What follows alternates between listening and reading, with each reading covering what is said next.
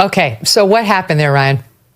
Okay, so let's just backtrack right before that happened. So I had been on the show. This is my fourth time, technically 3 times in 1 quarter because I didn't last more than a segment.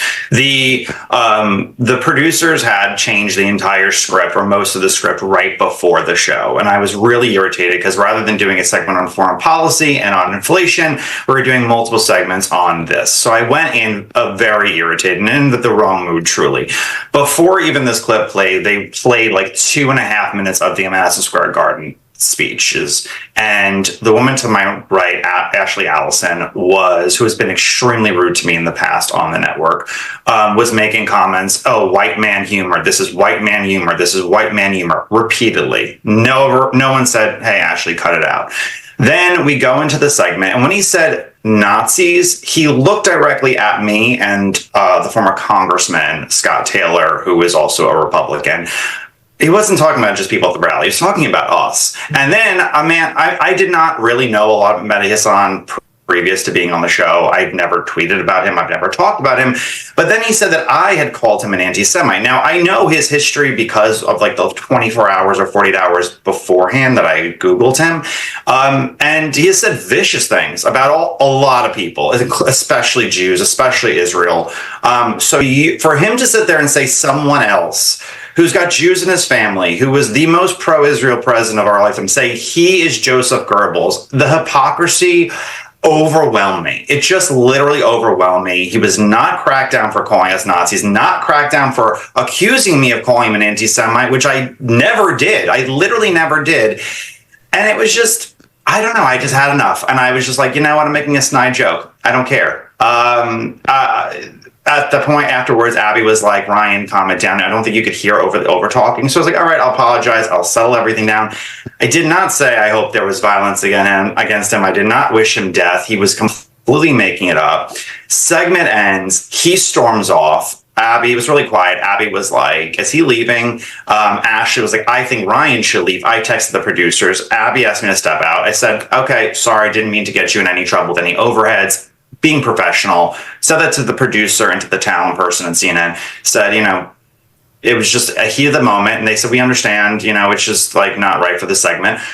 And then I left and didn't really think anything of it. And it was just then blew up extremely, literally, no pun intended. But it just went crazy. And they said, I'm banned from the network. This is a network. Now, I'm very grateful that CNN had me on as many times as they did in the month that I was on. But this is a network that has people on constantly who say horrendous things about Republicans, horrendous things about Trump supporters, horrendous things about Trump himself.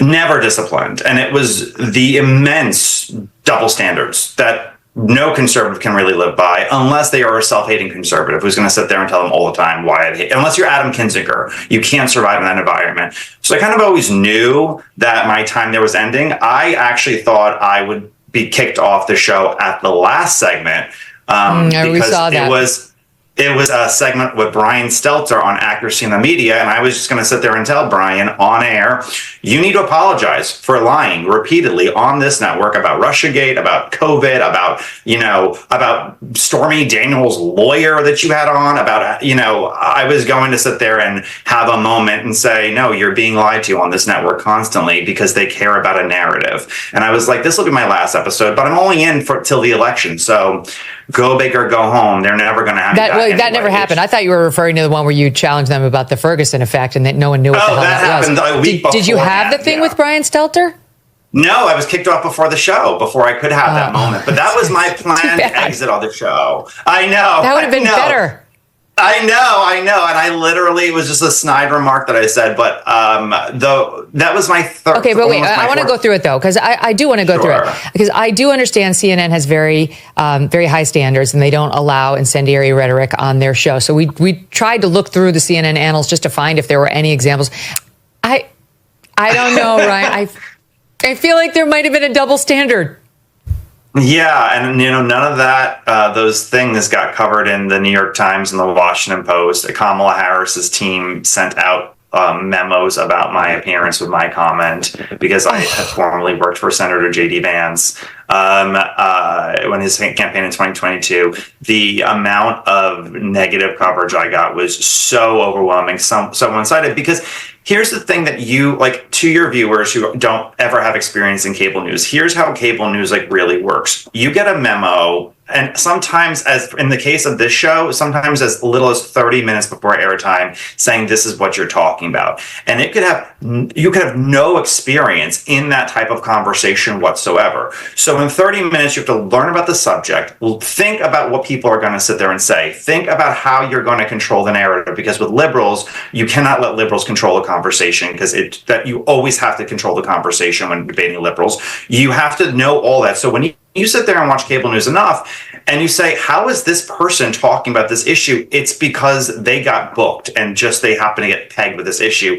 A lot of them are not experts in the issue. They don't have a long time to talk about it. And a lot of it's for their own self-promotion. So it's a very hard and very toxic environment at times. That's all for today. Thank you. If you want global news to keep you up to date on any new developments, please subscribe our channel and forward our content with your friends on social media and email. Thank you very much for keep supporting me. Stay safe, be blessed. Namaste. Thank you, God bless you, and God bless America.